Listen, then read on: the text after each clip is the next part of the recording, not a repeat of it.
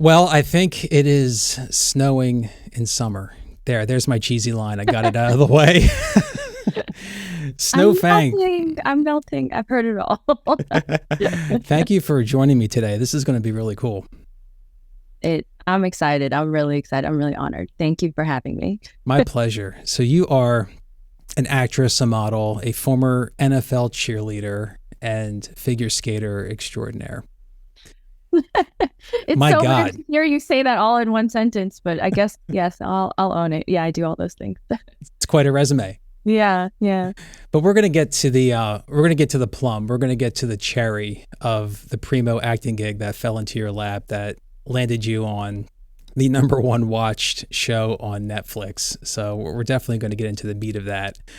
But we first met in suburban Baltimore a few years ago on a Toyota commercial. Toyota, shoot. It's the gift that keeps on giving. Yes, it is, isn't it? That's a funny thing that we can talk about too.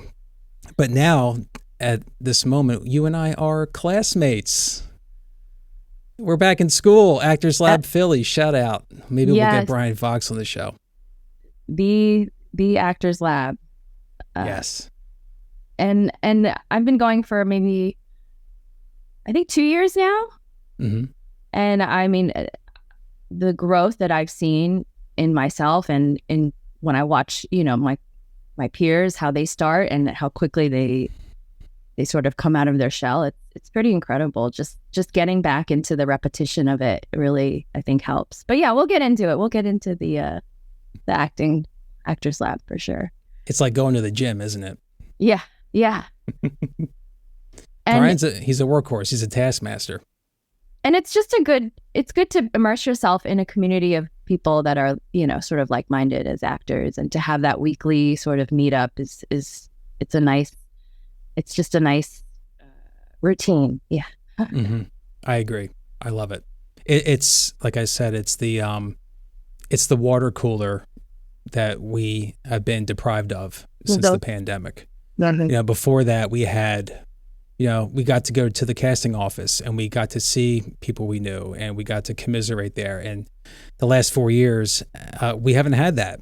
So I think class, regardless if you're a newbie, if you're green, if you haven't booked a student film yet, or if you've been on a number one Netflix show, I think class and training is vital. Not necessarily that you're going to have to reinvent the wheel and learn how to walk again, but it gives you that sense of community, of connection, of collaboration, and it just keeps that muscle flexed. So if, for the actors out there who have been at it for a while, like myself, 15 years now going, if you think, nah, I've been there, done that, I've got those t-shirts, I know what to do. Yeah, you may know what to do, but you know what? It's also good to flex those muscles, get into the gym, so to speak, and to connect. And now more than ever, we got to connect because we're in our self-tape, isolated worlds, are we not? Yep. Right now, as we speak. You and I are coming off of 3 weeks of scene study together. Snow and I did a scene, and it was revealed to us that the scene we did was from the movie Nocturnal Animals. So Snow was Amy Adams, I was Jake Gyllenhaal. and I'm Brian pushed us not to well, he didn't reveal it to us until we were finished with the scene, which I think is really important because it would have skewed me. Even as much as I tried not to let it happen, it would have skewed me. And so it was truly, I think for me at least, it was my performance that I did in class. Mm-hmm. I'm glad I didn't know where it was from, because then you're comparing, and then my instinct is to immediately mimic what is done, in the show, because you just want to be my brain goes, all right, just spit out what Jake did, and that way I'll be on par. Therefore, I will be accepted. So I'm glad that it was foreign to me. But just doing the scene, I mean, you can do comedy, you can do drama, but our scene was there was a lot of subtext to it. There was a lot of sensual energy to it. Mm-hmm. And it's another it's just another route to go on when you're doing scenes that I don't get to do all the time. It's part of the fun, exciting, terrifying, vulnerable task of interpreting material as actors. How did you, after doing 3 weeks of it, did you feel that you relaxed into it more? Were you apprehensive about it? Were you like, give me a sense of where you were in your mind as you were performing As it we and went interpreting through the it. character?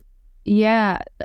Like week one, I think, you're still trying to wrap yourself around the lines. So a lot of your brain is focused on just let me get off book. Right. By week 3, it felt a lot more like, I wasn't thinking about the lines, and little organic moments that just happened randomly that we didn't expect. Those were starting to pop out, towards the end, which is what makes acting fun, which is what makes it, exciting and it's always good to have variety when you're doing different takes. So the only way you're gonna explore those is to just relax into it and just let whatever naturally come out. Mm-hmm. I think the relaxation comes from knowing the lines, not thinking about the lines in the moment, being prepared in that respect, which allows you to let go in the moment. And also having good chemistry with your scene partner. Of course. I'll take that as a compliment. Yeah. Yeah, it was fun. It was a lot of fun. I'm sure we'll do something again at some point. I've got an argumentative scene lined up with Megan coming up in a couple weeks. She reached can be out. really feisty. It'll be a good one. She's a bull. I'm gonna and full disclosure, the woman we're talking about, Megan, in our acting class, she taught me at Walnut Street Theater in Philadelphia about 12 or 14 years ago. So it's I'm a little intimidated that I'm going up against the teacher, but I'm game. It's your full circle moment. It's my full circle moment. Yeah. Exactly. I like it. And nice, and what you said just now made me think of something else. It's great in class that you can bring in a scene of something that you don't normally get called into in a casting office. Because, especially when you're starting out, people, your agents, your managers, casting directors, they might just see a few sides of you, and that's what you keep getting called in for. But then if you start practicing other roles, then, I don't know what comes first, but gradually it seems like now I'm getting called in for these other roles that I've been practicing. Like when I first started out, I would get called in for very like sweet, bubbly, wholesome. I think that's like probably initially what I give off, like a big smile, things like that. And then with Brian, with the Actors Lab and working with Brian, some of those scenes that, I've tried to do to challenge myself are scenes playing this like tougher girl, this like a department chief or like an attorney or someone who's like, a little bit more stern. And so now that I feel more comfortable in those roles, I've been getting called in for more of those roles, which has been pretty cool. Do you think that's just the energy you're putting out, or do you think that you're finding breakdowns or your agents are finding work where they know that you can do that kind of material?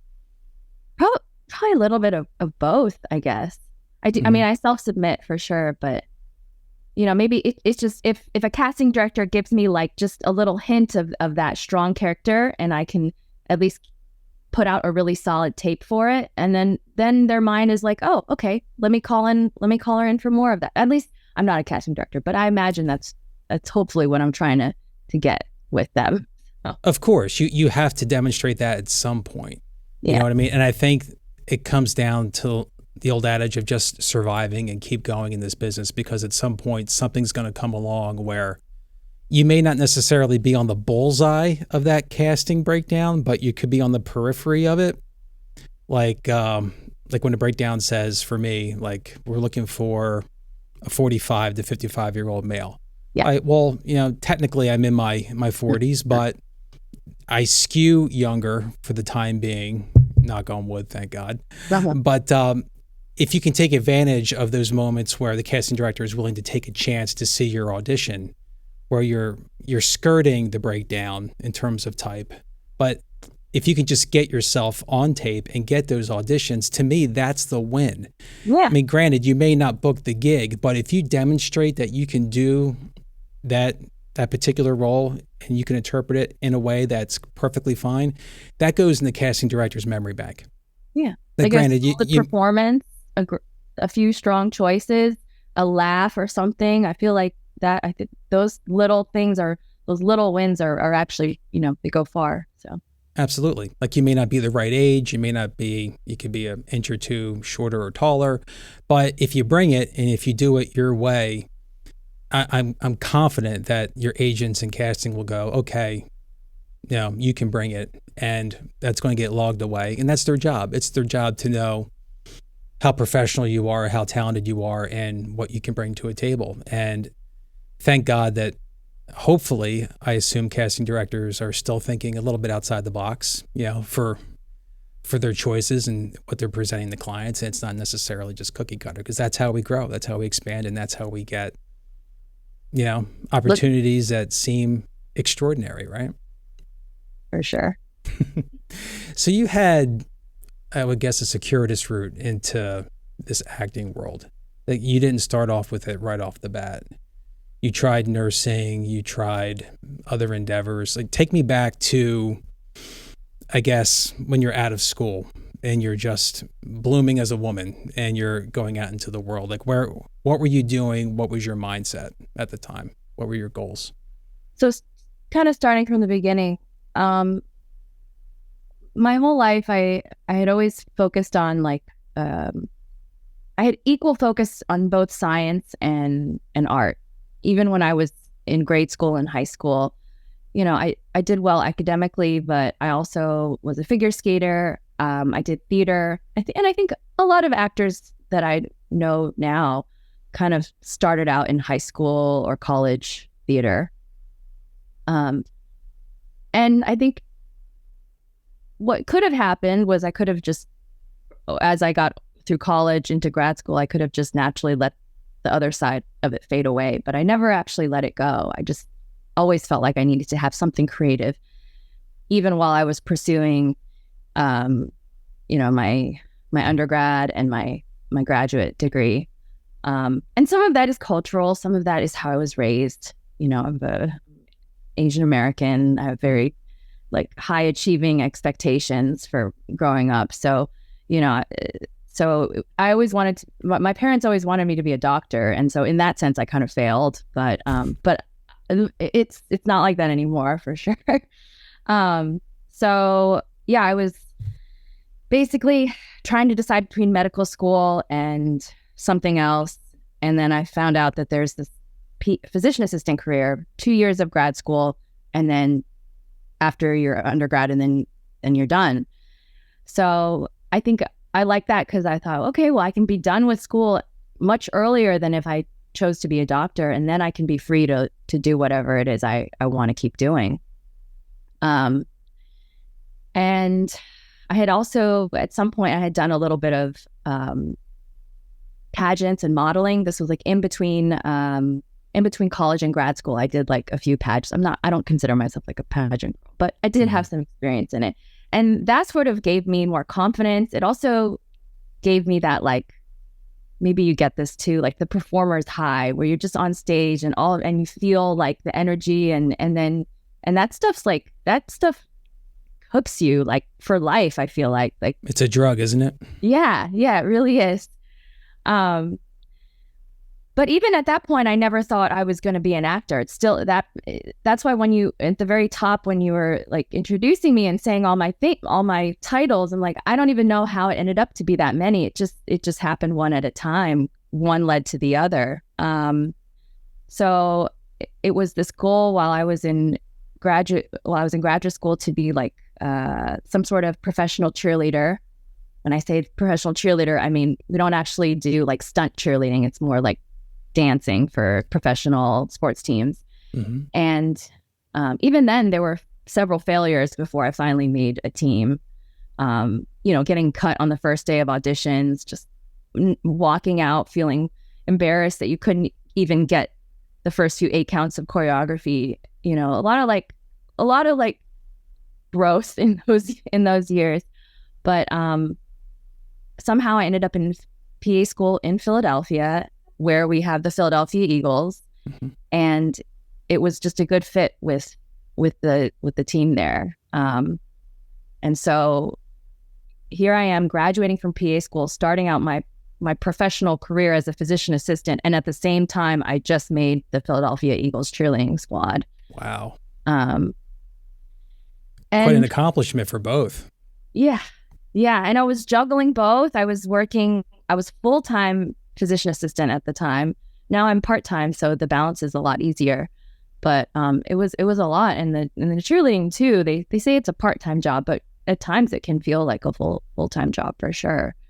So because it's not just the games, it's practice, it's charity appearances, it's photo shoots.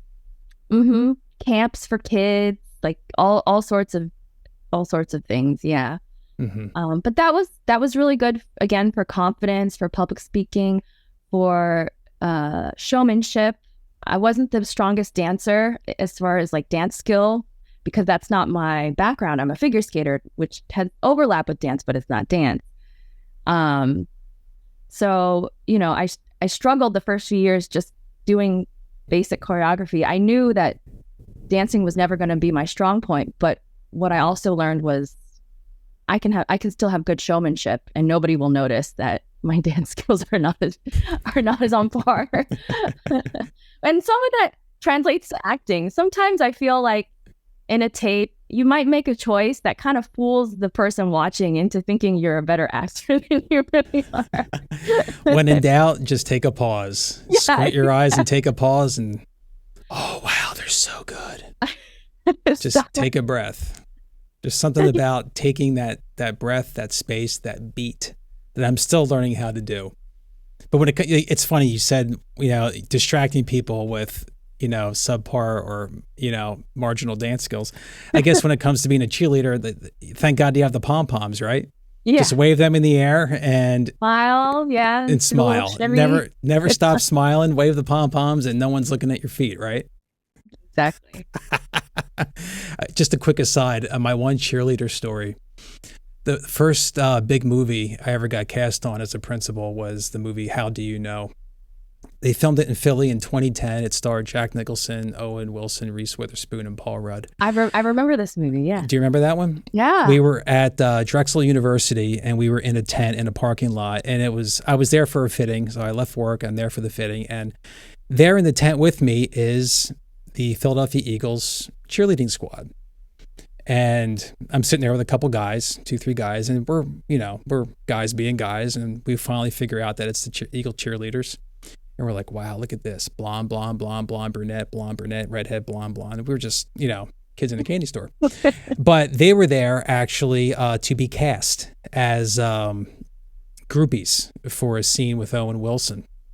We were cast as baseball teammates of Owen, but long story short, eventually one of the assistant directors came out. They had the girls line up shoulder to shoulder. And I think the whole casting process took about maybe 10 seconds. So the girls were lined up and the guy came out and he was, busy and doing other things. And he looked up, he looked at all the girls and went, okay, you, and you. Thank you. I've never seen a dozen women so pissed off in my life. I think half of these women. How long have they been waiting? They've probably been waiting for a while, right? Waiting all day for that moment. I think maybe 4 or 5 got picked out of maybe 15. I think I know one of those girls that got picked. I remember hearing a story too about this casting from one of my cheerleading side practice. Mm-hmm. I think these are women who are of a certain stature and a certain look and appearance, and I guess they're not told no too often. So I just remember the looks on their faces. It doesn't matter who you are, how you look. Rejection can be tough. It's a bitch, isn't it? It even happens to cheerleaders, folks. It's not just us. But anyway, going back to what you said about your upbringing, your culture, your family expectations.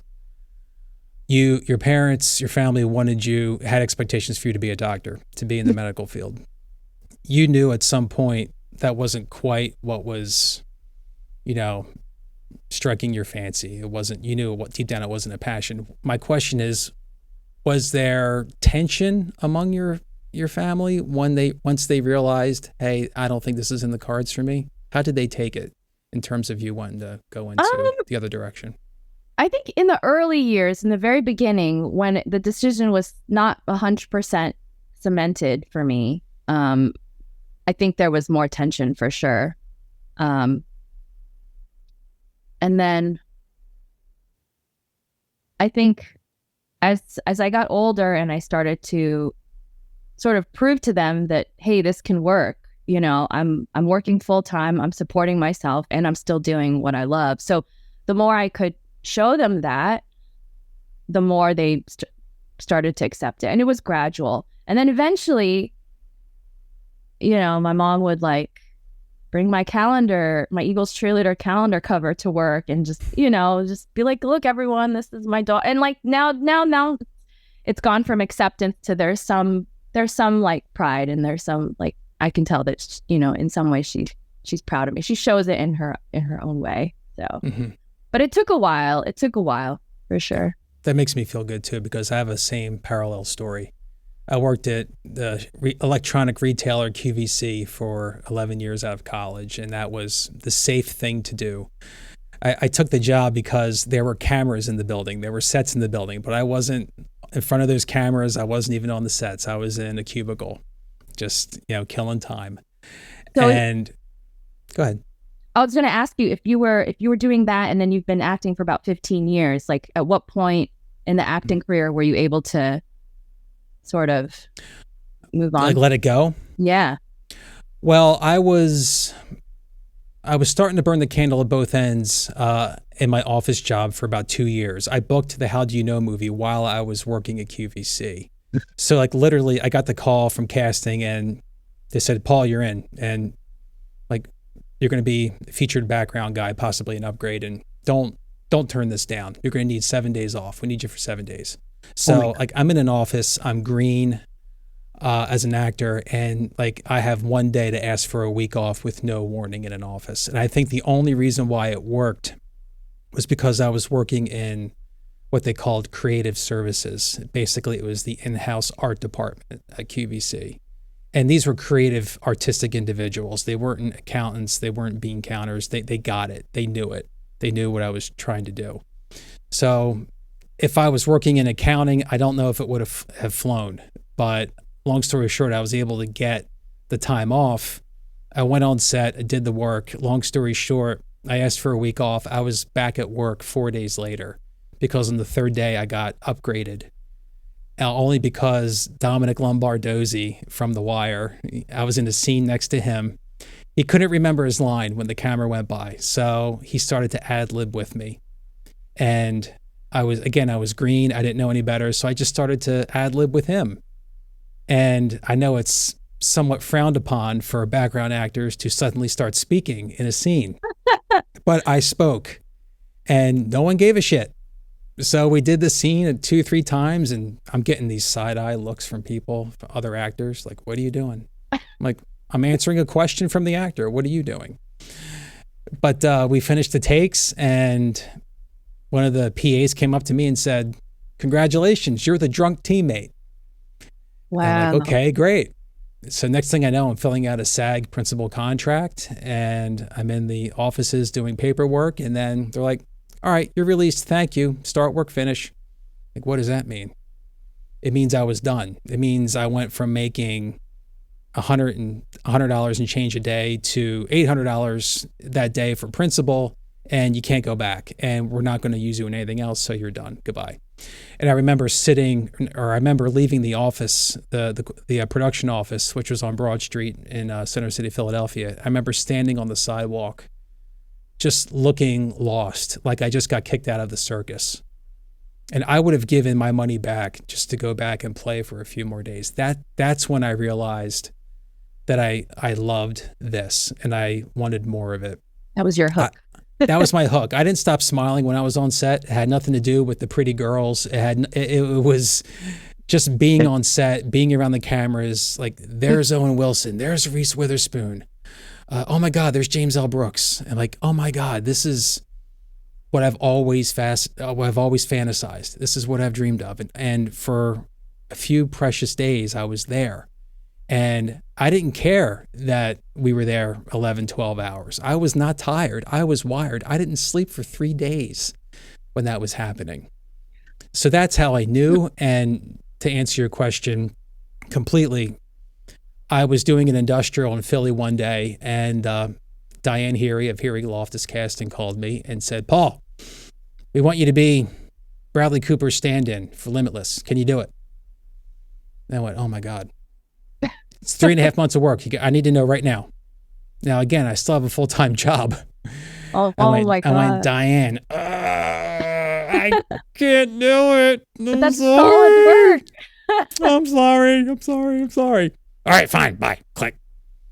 So like I had no time to plan the next 16 weeks of my life. I had to know right then and there. But the point being is that I was so traumatized by that.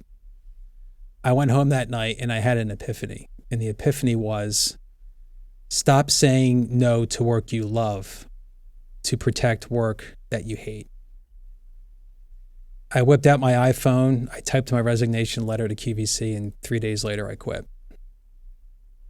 That was the That was 15 years ago. Wow. Yeah, like never again was I going to turn down an opportunity like that. And that allowed me to, now that I was free, that allowed me to go to New York and pound the pavement up there, take meetings, go to auditions. It took me a year to book my first principal commercial role in New York, but I didn't care. I loved it. I loved being amongst people who were doing this for real, for a living, all day, every day. I lived on that adrenaline, that competitive energy, and it's been a ride ever since. I've worked for a slice of pizza. I've been directed by Martin Scorsese and everything in between. So no regrets. Absolutely no regrets. See you everywhere, man. I see you everywhere. You had a run. You had a hell of a run. Like what, last year? Beginning of the, you did PA lottery, Pennsylvania lottery. Then you're at Parks Casino playing craps.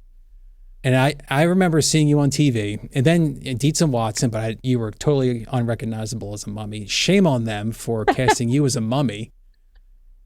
You're not ugly. Come on. You got to find someone who's but oh, you could be a mummy. Yeah, you're in showbiz, kid. Yeah, not you, Snow. Shame on them. How the hell did you get cast as a mummy? I think they just wanted an attitude behind the mummy, because you have so much SFX makeup, so much silicone on your face that like to raise your eyebrows, it barely like shows. So like to show emotion, you have to really like find other ways. It's like people have to act like when they're in like in a full body suit, like I don't know, like R2D2 or no, C-3PO? Yeah, like when you're in a full thing, or on what's that show? The Boys, the guy who plays Noir. You know, he has to find ways to act through the heavy disguise. So that was the challenge of that short little Dietz and Watson mummy role. Wow, that's a great point, because you're confined, you know, so to speak, and you have to find the parts of the costume and your person that you can animate. Yeah, I couldn't believe that you did that. I had a thought earlier. I was going to backtrack just something you said when you were telling your story about how do you know and how you were ad-libbing. Like, first of all, you know, what a risk to take just to go for it. Like, what a great example of taking a risk. You're like, what have I got to lose? If I get in trouble, I'll just pretend I didn't know any better. And then it totally like paid off. Like I think that's a thing you got to not be afraid of in this industry, you know, a lot of the time. Today, in my mind, it would be a risk. In 2010, it wasn't a risk because I didn't know any better. Yeah, you're so green. I was so green. I didn't know shit from Shinola. Someone's talking to me, I'm going to talk back. And Dominic was wonderful. He was such a sweetheart. And I didn't know who he was at the time, but You know, if Dominic ever listens to this, thank you, Dominic. You gave me my SAG card because of that.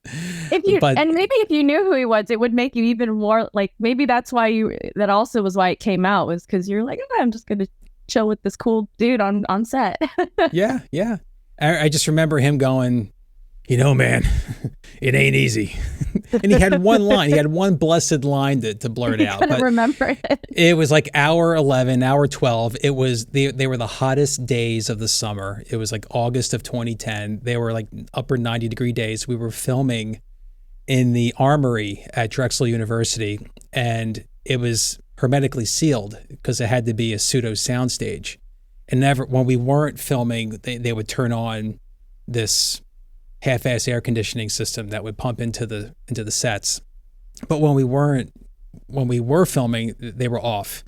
And when the AC was off, the air didn't move. And we're all in there in our outfits, just dripping, you know, like sponges. It happens a lot more on sets than we actually think about, I think, because a lot of times, yeah, they have to turn off the AC, and it's been, 90 degrees these last couple of weeks.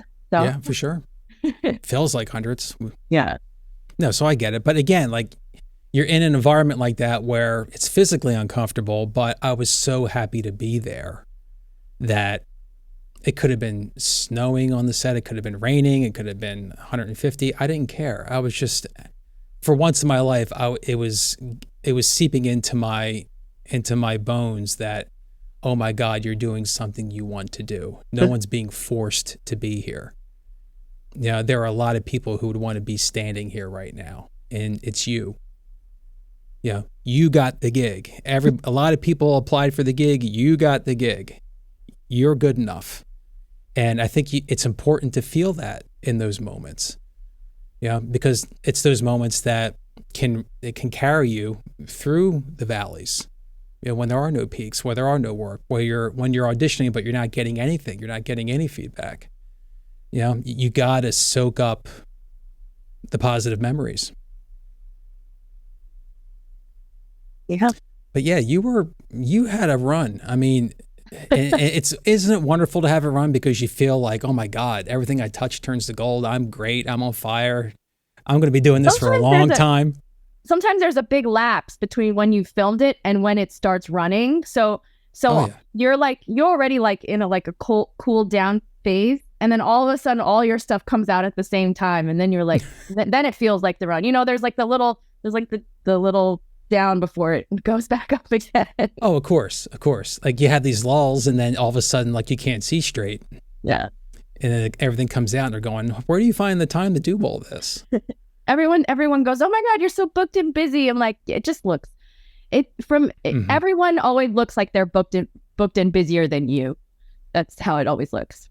And by the way, there was one gig you booked that I went out for, and I remember really wanting it. It was a small one. It was the Inspira one where you play the dad. Yeah.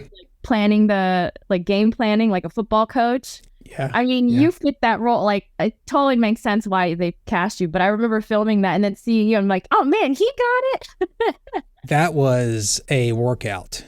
That was a real workout because I did that spot. We didn't break it up into chunks. We did it from start to finish every time. And I think I did it looked like one take, like just of you, like all the lines strung one after the other. So. It was one take. It was organic. Like, do you want to piece this up? No, just do it from the top. Do it from the top again. I'm like, Jesus, like we're on take 28 and I am sweating. Wow. Because if you remember that spot, you can't get a breath anywhere. You're just going. So you have that part Energy. of it. You have the physicality of that role. Not to mention I have the clients, about a dozen clients in the basement of the house underneath where I'm standing. Under the I could hear them under the floor of the living room in the home where we were shooting at. And I remember I had to put some kind of button on the end of it so I could get out of the spot. That was unscripted. So I remember doing like a fist pump, or I would do an eyebrow raise or some weird thing with my hands. And the weird thing was, like, you would get feedback in the moment. I remember doing the fist pump and leaving, and almost immediately I could hear the giggles from underneath the floor. So I knew instantly that the client was happy. it was almost like being on stage in stand up. It's like, is this going to get a reaction? So, but it's hard to get that out of your mind in the moment and to just be in the character and in the scene. There's a lot going on, and that goes back to what we were talking about being prepared. Because if I didn't know those lines when it was time to roll, I was toast. Mm-hmm. And then I would be stuttering. I would be hyper aware of my body movements, because you got to know, all actors have to know this. You have to know the dialogue. I mean, Anthony Hopkins has been saying that for years. Know the words ad nauseum, and that frees you to be in the moment, to allow inspiration to strike, and to just be the character. So that was a Motor Mouth commercial where it's just a perfect example of being prepared and then letting inspiration strike. But if I didn't get it, you could have done it. I'm sorry. I don't want to keep you from getting gigs. And speaking of gigs, I mean, we got to get to your flashpoint. Yeah. So you kind of lean away from the medical world, and you're booking modeling gigs. You're booking mummy commercials. You're doing ads for Toomey, Philadelphia Premium Outlets. So you're doing elegance, and you're doing death, and you're doing stuff in between. Well, part of that is the ounce of desperation, because when you're an actor and you're just working and you're like, I'll take whatever comes my way. Oh, you got to be that way. Yeah. When you're green, when you're starting out, when no one knows your name, you got to take everything. Mm-hmm. You beggars can't be choosers, right? Yeah. We can't, and you're going to learn from every single gig. You know, it's in that attitude for me has changed a little bit over time. Yeah, if you book a nice gig or two, or if you make a little bit of money, then you go, that's beneath me. Yeah. Well, maybe not. You know, and all it takes is a few weeks of crickets for that $400 job to go, hey, I can do that. So you really have to stay even keeled. But anyway, you're doing commercial work, you're doing print work, modeling work, and then tell me about the genesis, the beginnings of going out for this little show called Tires, and tell me about the casting, tell me about the shoot, tell me about, oh my effing God, this is going on Netflix, and holy Jesus, this is number one. Well, at the time when the role was first presented, nobody knew where it was going to go. And I think that happens a lot in acting. You might take something where you can see some potential and you feel hopeful, but you don't want to put too much hope into that potential because you don't want to be disappointed in the end. So it came in through casting networks. I saw the character, and it was like a girl goes into a car shop and translates in Mandarin for an elderly man. And so that little piece itself in Mandarin, I was like, oh, already I know I fit that, and I know that there's a smaller pool of people that can have that skill. And my Mandarin actually is not great. I'm self-conscious about my Mandarin. I think that role makes people think I can actually speak it like much more fluently than it really is. But I saw the role, and I don't even think it said the name maybe it said Tires. I can't remember. And I remember at the bottom it said, this will probably go on YouTube. So I thought, all right, not much, but I love the character. I love the role. And I mean, I think that just speaks to, as an actor, it's like, you just have to love what you do. You have, if you see a character and you love it, then, sometimes you'll be willing to, even if it's not like the biggest opportunity at that moment or the biggest paying gig, you're like, but I want to play this character. I want to send out this tape.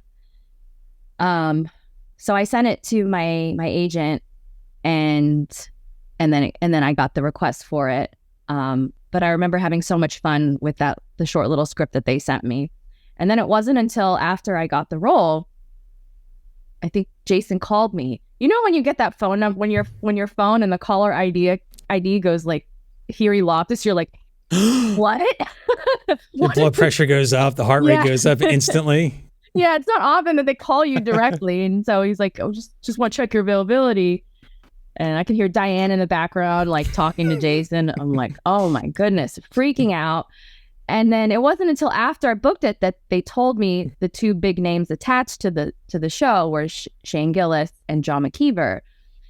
So, you know, even it wasn't, I guess what I'm saying is it just wasn't apparent to me from the beginning where it was going to go. I had no expectations whatsoever. Even then, that was over a year ago. So Shane McGillis wasn't as popular as he was now. His Netflix special hadn't been released yet.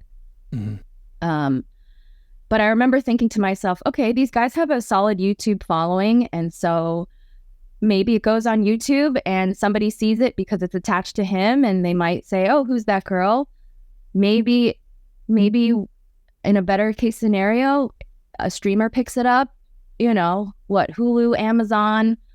Oh, maybe the best case scenario, what would that be? Maybe like Netflix. Oh, yeah, that would be awesome. But anyways, forget about, you know, like that was my brain going, like being hopeful and then being like, okay, now move on from that. Don't temper your expectations. Yeah. And then I remember I was on set for 2 days. I had instant chemistry with my scene partner, the elderly Asian man. He felt like, he felt like my grandpa, like someone I would have known from back home. And so already that made it so much better, so much more real, that we, even behind the scenes, we're just like hanging out. He's like teaching me Tai Chi, and he's also like, he's from China, and he spoke English quite well because he was an English professor in China. But there was an element of, I was like the bridge between him and the rest of the cast that are all like Americans. So in a way, my character is, even in real life, like the casting was just so on point that I felt like I was sort of doing the same thing just behind the scenes. Wow. Do you think that not knowing that this was going to go anywhere, do you think that relaxed you when you were filming, as opposed to realizing this is a Netflix series and it will be #1? But did that relax you? I think in some ways it did, but then on the flip side, I knew it was Shane Gillis and John McKeever, and I'd seen some of their stuff, and I was like, oh my God, these guys are so funny. And I'm watching them work out the other scenes of our episode, and they're just ad-libbing, going back and forth, like just, it was like a masterclass. And so that put pressure. So if I was relaxed from not knowing where it was going to go, I did feel pressure because I was like, I don't know if I'm at the same level as these people. I need to, like, you know, put up my best game. I have to I have to prove why that I got cast for this role. Mm-hmm. So shot our scenes, and thankfully, like I could hear little chuckles here and there, just like very softly, but they were there. And I was like, okay, I think they like it. I think it's funny enough. Hearing that's everything, isn't it? Yeah. Oh, sorry. These guys. Are they around? Can we see the dog? They're in here. Oh. So if you're listening on Spotify or Apple Podcasts, you're going to have to turn into the YouTube version. Maybe we'll get a glimpse of Snow's Frenchie. My dog, my one girl, she's in my PA lottery commercial with me. She was a complete, that tape for that PA lottery commercial, I completely changed the character, and somehow they completely rewrote the character to work for me and my dog because they loved it so much. Did your dog get paid as well? No, and I should have. I thought about going into STAG and like, what is the rate for like an on-set pet? But I think it needs a handler. I think it needs to have like a handler, and technically, you're the handler. I don't know how it works. Honestly, that was my first STAG commercial. I was just thrilled to be there. I was like, I'm not going to make a. You got screwed. No, it's okay. It was actually, you know, if you feel like throwing this story in, it was to play a knitter. That was the character name, a knitter. And on the storyboards, it was a gray-haired Caucasian grandma. But wow. But it came in for me because it said knitter age 35 to 55, like it was a big range. And they said, have fun with the script, do whatever you want with it. ad lib. So the line, I think, was something like, I love playing the PA lottery and knitting hats. I love to knit tons of hats. And so the script was this gray-haired lady putting on all the hats that she knit. And instead, I changed it to, with my dog, I was like, well, I love to knit dog sweaters. And then I had a montage of me dressing my dog in various sweaters and her just looking like a complete doll. And that was, and I think at the very end, it was down to me and one other actor. The other actor fit the original look of the character. And the director was like, I think the director was the one that pushed for me. He's like, no, we got to go with this girl. So if they had used the other actor, that commercial is a completely different commercial. You're on a completely different demographic. Because I'm also the voiceover of that whole commercial, that PA lottery commercial. So right, it completely changes the marketing. So it goes back to what we were saying earlier. You were on the periphery of that casting breakdown, and you stole the ad. You stole the role out from a gray-haired old lady. She knits too, ladies and gentlemen. Figure skating, knitting. Just barely. Just YouTubed a little bit. Practice. Isn't it amazing too how your special skills come into play? Skills that you haven't maybe focused on for years, and then you pull them out of your back pocket and you're like, oh, I can still kind of pass. Yeah.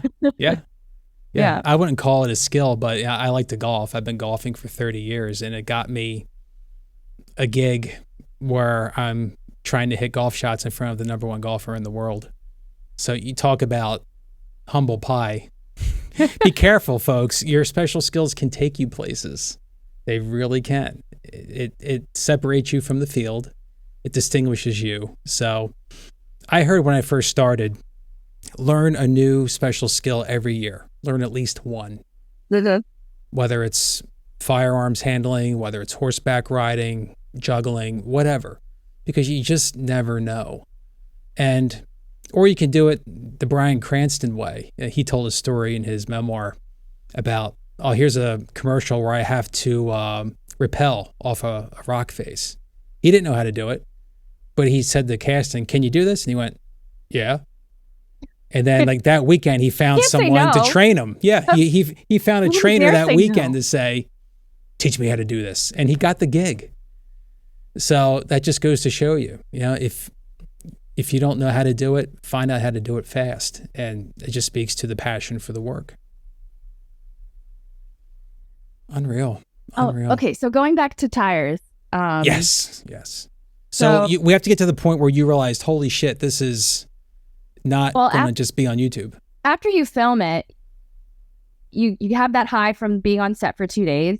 You don't sleep for a few days, and then you crash a little bit because you're like, back to normal life. Back to, I have no idea where it's going to go, when it's going to come out, because they don't tell you that. They never tell you those things. No. And then, but as the months went by, Shane Gillis's stand-up came out, and I remember there was a lot of hype. A lot of people were talking about it, and I said, okay, good sign if he's getting out there and people are liking him. Mm-hmm. And then I saw that he was scheduled to host for SNL, and I've been a fan of SNL since I was really too young to appropriately be watching it. But right. Then when I saw him host SNL, which he had his whole controversy with SNL, I thought, oh, this is a big moment for him to come back to this show. Maybe he'll ride that wave of publicity from SNL and we'll hear something about tires. Just hoping. And then of course, then the day after is when I saw the announcement, Netflix posted that Tires was coming out May 23rd. And then even then, it still wasn't like this thing I could like share with people, because at that point, it's like if you tell someone, oh yeah, I'm going to be on the show on Tires, they'll be like, okay, so where is it? And I'm like, oh, it's not out yet. Like it's still a letdown at that point. So you're still holding this excitement in and just trying to like temper it until finally May 23rd comes out. And I remember like saying to myself, I'm not going to tell too many people about this. I'm going to let it come out, and I'm going to see if maybe it just catches on its own and see what happens. And then sure enough, like my coworkers, they'd be like, oh my God, I just saw you on TV. you never told me this. Why didn't you say anything about this? And I think then it started to finally hit all that buildup, all that like ups and downs from the whole year, from the day you book it to the day it finally comes out. And then finally you're like, wow, this is incredible. I want to do this again, but what if this is it? Then you're already on to the next thing, which is like, I don't have anything else booked. Like, it never ends. Yeah. It's the shot of pick your drug of choice, I guess. And you just want more of it. You just want to mainline that shit all the time. Yeah. And it's the blessing and it's the curse of our world. You get this flashpoint of a job that, this little piece of copper turns into a piece of gold somehow. And it's like, okay, I want more of it, and you have to be patient. You have to be persistent. You have to still be professional, and you have to survive in the meantime, don't you? That's the rub. One of Brian's little gems he always gives me is like, proceed with cautious optimism. Like everything. Yeah. Isn't it the best way to just surprise people and say, here it is, surprise, I'm on a show. Like I am reluctant to tell people what I'm doing. Because that's the number one topic of small talk conversations. What's going on? Have you booked anything? I'm like, well, yeah, but I booked it. I shot it. I don't know if you're going to see it. So that happened to me this week. I'm dealing with my first outgrade. I was outgraded from a Union National commercial, meaning I was completely cut from it and my contract was void. So, and if they have that line written in where it's like, if you're not in the final edit, you do not get paid the. Right. And if a non-union gig, you're not going to hear anything. But this was a major American corporation. It's a major national ad, and got cast, did the shoot, did the filming, and long story short, I was left on the cutting room floor with some other individuals. But at least we were given notice that we were cut. Sure. So you get the day rate, you're not going to get any royalties, and it sucks. It effing sucks. But I can deal with that now. I don't know if it would have hit me harder a few years ago, where it was all about acting and nothing else, and the ego was really, really high. Now I know how to stay on the surfboard. I know how to ride the waves. Business. Yeah, it's business. Yes. You stay busy, you move on. And I look at it from the perspective, I frame it as it was a day gig. It was a day job. I got paid for the day. I met some cool people. We had a fun scene. And I'm grateful for the opportunity. Again, like 5,000 guys would have been happy to sit there. And by the grace of God, the director and the producer chose me and those other individuals. You were chosen for Tires. Like, granted, you're probably not the only woman in the world who knows Mandarin and who can knit, and you could, stealing other commercials off of old ladies. Shame on you. But the point is that your skills and putting yourself out there, being professional, that all converges into being let in the door, where they say, hey, come on in and play in our sandbox. You know what I mean? It's like any other job in that respect. Being professional, knowing your stuff, showing up on time, having a skill or two, being kind and considerate, not being someone difficult to work with. You can apply that to any walk of life. Mm-hmm. No, it's not just us. It's not just our business. If you have those skills, you'll keep getting rehired, regardless of what industry you're in. Of course. My God, I'm so grateful that you had, this flashpoint. I'm glad that this little, pet project from local producers saw the light of day. And it just goes to show that, chances can still be taken. A person can have a vision, they can see it through, they can get it made. They can convince the powers that be that this is funny, this is effective, this is the point we're trying to make, and people are going to resonate with it. They're going to connect with it. And that's the story of the Tire series. A second season's been greenlit. It's going to be shooting soon, I assume. And I just wish that was, the consensus in Hollywood these days. I don't think studios take chances anymore. It's obvious they don't take chances. You have to be an IP. You have to be an intellectual property that people kind of sort of know, whether you're a toy doll or a board game or a comic book. That's all well and good, but it can't be the only flavor of ice cream. You know what I mean? No. So that's my concern going forward, that we're in an industry where at the theatrical level, chances aren't being taken anymore. Studios are being run by Wall Street and by conglomerates. And where does that leave room for the people who make tires? Where does that leave room for the independent producers and actors and directors and writers that want to see something through? So that's my main concern going forward. Not just artificial intelligence, but just where is the room for our space, for our voices to be heard, and at the same time making $1 or $2 off of it. So we'll see. That remains to be seen. But in any case, I'm super grateful and over the moon happy that you had a taste of that. Thank you. It just goes to it speaks to your persistence, your desire to want to do this, your skills, and just hanging in. And you can't get an attitude about, oh God, I'm not getting auditions, I'm not getting booked. If you're getting auditions, casting believes you can do the role. That's the feedback, I believe. When people say, I'm not getting any feedback, I don't know how I'm doing. Like, well, are you getting auditions? Are you getting a shot? Well, yeah, I get auditions. Well, great. There's your feedback. If you're not getting auditions, I would worry. But if you're getting called in, take that and be in the ballpark of that self-tape. You know what I mean? People are like, oh, I need the feedback. I don't know what to go with this. I'm like, you don't have to hit a bullseye. Just be in the ballpark of what you think they want and be confident in the choice you make. If you get the Zoom call back, or if you get a live call back, or if you book the gig, there's your answer. You're doing just fine. I need to get better at doing this, but just keeping track of all your tapes that you do and like on a spreadsheet or whatever program that you use, and then like just listing out like each project that you're getting called in for, who the casting director is. Because when you start seeing the same casting director pop up multiple times, you're like, oh, okay, so I'm on their radar and they're calling me in consistently. And so it's just, it's a good way to like keep track of things and motivate yourself a little bit to say, like, even if you're not getting the direct validation or the direct feedback, it's like, but now I can see it laid out for me in front of this spreadsheet. Like, okay, it something's working. It is.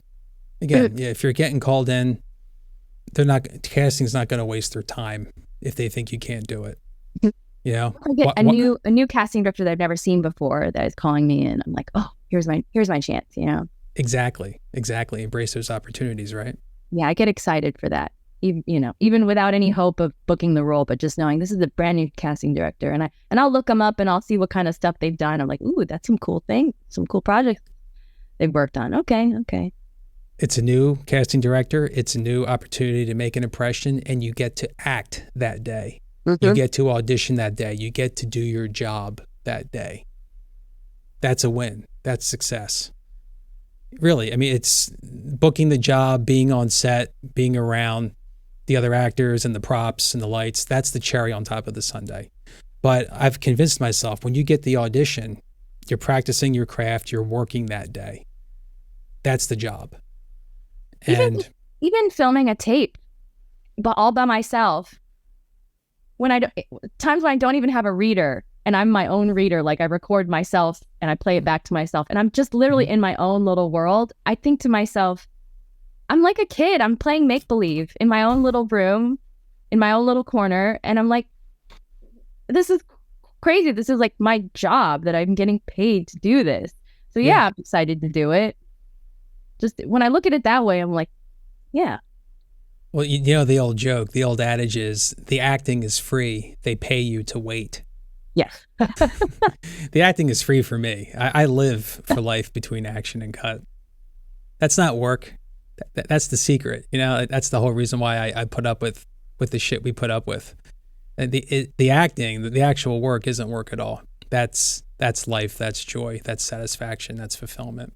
That's exploring the human condition and hopefully allowing other people to relate to what we're putting out there and how we interpret material and characters and people.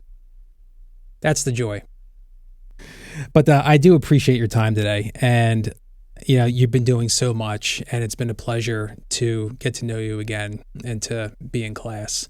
And I wish you always nothing but the best as we go forward. But as we wrap up, do you have a pearl of wisdom or a nugget of inspiration that you can impart to people that the acting world and your acting experiences has taught you that people can take forward and hopefully gather some inspiration from? In the back of my mind, I was trying to think, how can I summarize this in a nice little package? I think, if I go through my whole journey from skating to theater to pageants to cheerleading to acting and all the ups and downs, all the failures that happened, or I remember doing theater in high school and college, and I would almost never get cast as a lead. I was always in the chorus, in the background, a supporting role, maybe wouldn't even have a line sometimes. And I just willingly took those parts because I just wanted to be a part of it. But I remember for a while early on, way back, thinking I guess I'm never going to be good enough to play a lead. I guess nobody will ever see me as the lead of my own story. And then now from where I'm at, I realize that's not true. So I think maybe my pearl is don't let anything from your past color how you see your potential for the future. Everyone's journey is unique to how they become an actor. I could share with, I'm sharing with the world a little bit of how mine went, but it's going to be completely different from somebody else's ups and downs to how they got to where they are. And everything that you've been through is part of what makes you unique, makes you you when you're putting on a self-tape. And that's kind of your power, that's your currency in a lot of this world, is what makes you special, that you pull out in a certain character that makes it go, oh, that's it. So just just not being afraid to take risks and making sure that that you follow your own path. And there you go. I don't know, is that a way to sum it? It's a way to sum it. It's your words, it's your experience, it's your story, and I am so grateful that you shared it with us today. Yeah. Thank you. Well, you can watch Tires on Netflix. And Snow Feng, thank you so much for joining me today. Thanks again for having me.